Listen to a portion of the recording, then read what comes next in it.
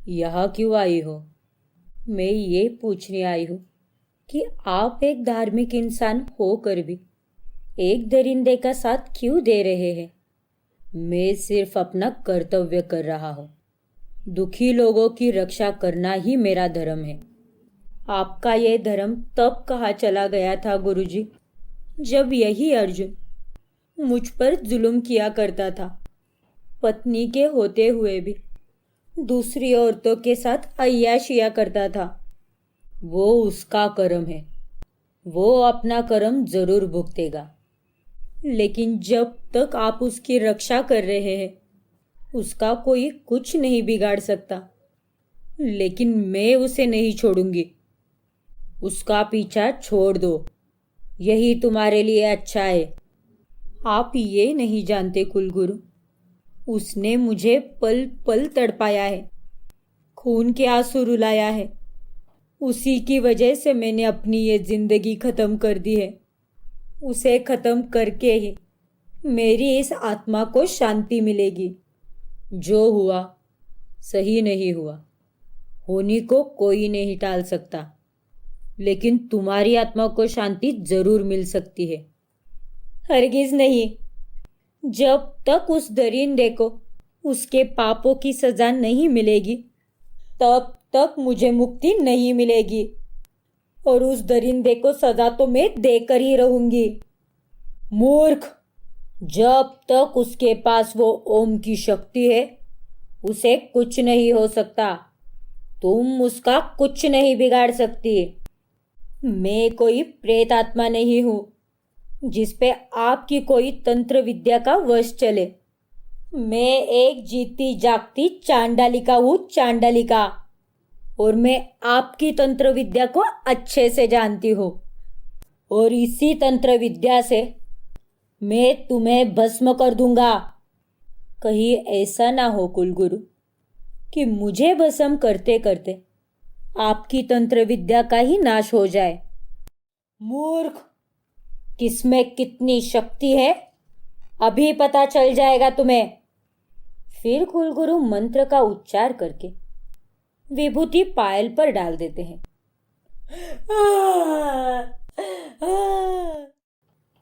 अगले दिन सुबह अर्जुन न्यूज़पेपर पढ़ रहा होता है। जब वह सामने देखता है तो उसके सामने पायल बैठी होती है। वो तो डर के मारे उसे देखता ही रहता है। इस तरह क्यों घूर रहे हो अर्जुन?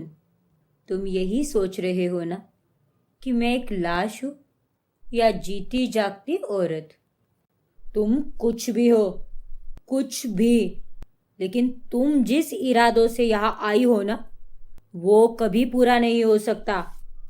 जानती हो, कुलगुरु ने मुझसे बचने के लिए तुम्हें ओम दे रखा है, लेकिन वो ओम ज्यादा दिनों तक तेरी रक्षा नहीं कर सकता। तूने तो उस ओम से मुझे अलग करने का षड्यंत्र बहुत अच्छा रचा था, लेकिन कुलगुरु की कृपा से तुम कामयाब नहीं हो सकी। मैं अपने इरादे पूरे करने के लिए मौत की वादियों से लौट के आई हूँ। इस जन्म में तो क्या, आने वाले हर जन्म में मैं तेरे और रिया के बीच दीवार बन के खड़ी रहूंगी। मेरी खुशियों को आग लगाकर तू अपनी दुनिया रोशन नहीं कर सकता। पहली बात तो तूने खुद मौत को गले लगाया था, लेकिन इस बार मैं तुझे मौत की खाई में ढकेल दूंगा। बेवकूफ, मौत सिर्फ एक बार आती है और मुर्दों पर छुरी कांटों का कोई फर्क नहीं पड़ता। देखना चाहते हो? फिर पायल खुद अपने हाथ में छुरी डालती है। वो देखकर अर्जुन की आंखें फटी की फटी रहती हैं। अब तो तुम्हें यकीन आ गया ना कि मैं एक जिंदा लाश हूं। वो देखकर अर्जुन वहां से डर के मारे भाग जाता है। तभी वहां पर सुशील आता है। अर्जुन, क्या हुआ? तू इतना डरा हुआ क्यों है? देख सुशील, मैंने तुझे कहा था ना, लेकिन तूने मेरी बातों का यकीन नहीं किया। अभी जानता है क्या हुआ? पायल ने एक बड़ा सा खंजर अपने हाथ के आर पार कर दिया, पूरा आर पार। मैं तुझसे कह रहा हूं सुशील, ये पायल एक जिंदा लाश है।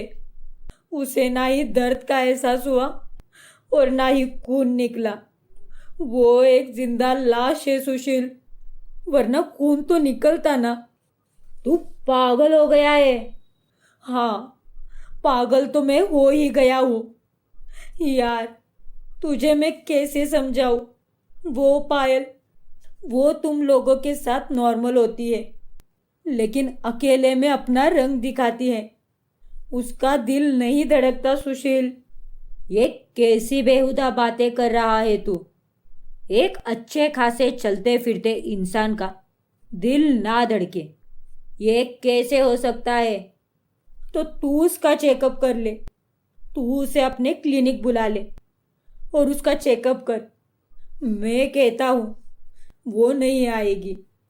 ठीक है, तेरा वहम दूर करने का अब मेरे पास एक ही रास्ता है कि मैं पायल का चेकअप करूं। ठीक है, मैं कल उसे अपने क्लिनिक बुला लेता हूं। तभी वहां पर पायल आती है।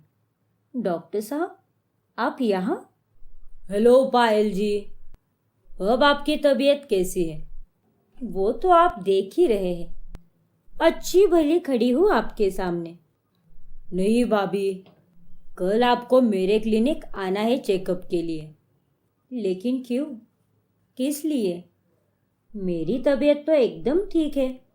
ऐसा आपको लगता है भाभी, लेकिन मैं आपका फैमिली डॉक्टर हूँ, तो मेरी तसल्ली भी होनी चाहिए ना।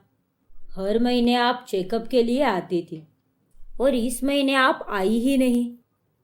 क्या करूं, मौत जो आ गई थी मुझे। तो भाभी, कल शाम को 6 बजे मैं आपका क्लिनिक में इंतज़ार करूंगा। क्या चेकअप बहुत ज़रूरी है? हाँ, ज़रूरी है। अगर इतना ही ज़रूरी है तो कल शाम 6 बजे मैं क्लिनिक ज़रूर पहुंच जाऊंगी। Hello doctor. अरे वाह पायल भाभी, आप तो एकदम टाइम पे आ गई। लेकिन डोंट वरी, मैं आपका ज़्यादा टाइम नहीं लूँगा। वो अर्जुन भी बेकार में परेशान होता रहता है, उसे आपकी बहुत फिक्र रहती है। आई मस्ट टेल यू भाभी, वो अपने आप को भूल सकता है, लेकिन आपका चेकअप करवाना कभी नहीं भूल सकता। चलो। फिर डॉक्टर पायल का चेकअप करते हैं और वो हैरान रह जाते हैं, क्योंकि उसकी ना तो नब्ज चल रही थी और ना ही दिल धड़क रहा था। क्या हुआ डॉक्टर, सब ठीक है ना? हाँ हाँ हाँ, सब नॉर्मल है, बस जरा सी कमजोरी है। मैं वो कुछ विटामिन्स की टैबलेट्स लिख के देता हूँ। वो बस आप दिन में दो बार लीजिएगा। इतना कहकर डॉक्टर वहां से भाग जाता है और वह दूसरे कमरे में जाकर अर्जुन को फोन लगाता है। Hello hello Arjun. अर्जुन। हाँ सुशील, बोलो क्या हुआ? तेरी वो पायल, ना तो उसकी नब्ज चलती है और ना ही उसका ब्लड प्रेशर है और हार्ट बीट्स भी नहीं है। वो तो एक जिंदा लाश है। तभी उस कमरे में पायल आ जाती है। हेलो हेलो सुशील, सुशील, हेलो। तुमने मुझे डॉक्टर के पास चेकअप के लिए भेजा था ना? चेकअप हो गया है। कह रहे थे कि 10 मिनट में तुम्हें फ्री कर दूंगा, लेकिन मैंने तो उन्हें उनकी जिंदगी से हमेशा हमेशा के लिए फ्री कर दिया है। जानते हो क्यों? क्योंकि वो मेरा राज जान चुका था कि मैं कोई इंसान नहीं, बल्कि चलती फिरती लाश हूं। हॉस्पिटल के बाहर पुलिस पहुंच जाती है। कामड़े, बड़े ताजुब की बात है, इतना स्टाफ होने के बाद भी डॉक्टर के मौत के बारे में किसी को कुछ पता नहीं चला। सर, हो सकता है उन्हें हार्ट अटैक आया हो, लेकिन पोस्टमार्टम रिपोर्ट के बगैर हम कुछ नहीं कह सकते। इंस्पेक्टर साहब, पोस्टमार्टम रिपोर्ट की कोई ज़रूरत नहीं है। मैं जानता हूँ कि वो कत्ल किसने किया है। मैं उसे अच्छी तरह से जानता हूँ। आप मेरा बयान ले लीजिए। ठीक है। आपका पूरा नाम? अर्जुन प्रताप ठाकुर। आप कहाँ रहते हैं? Plot number 13, Indira Nagar, Delhi. अपना पूरा बयान लिखवाइए। मैं अपने पूरे होश और आवाज़ में ये बयान देता हूँ कि मेरे दोस्त सुशील का कत्ल मेरी बीवी पायल ने किया है। ये क्या कह रहे हो आप? होश में तो हो ना? मैंने पहले ही कहा है इंस्पेक्टर साहब कि मैं पूरे होश में हूँ। ठीक है, लेकिन उसका कोई सबूत, कोई गवाह है आपके पास? जी हाँ, गवाह है। गवाह खुद मेरी पत्नी है।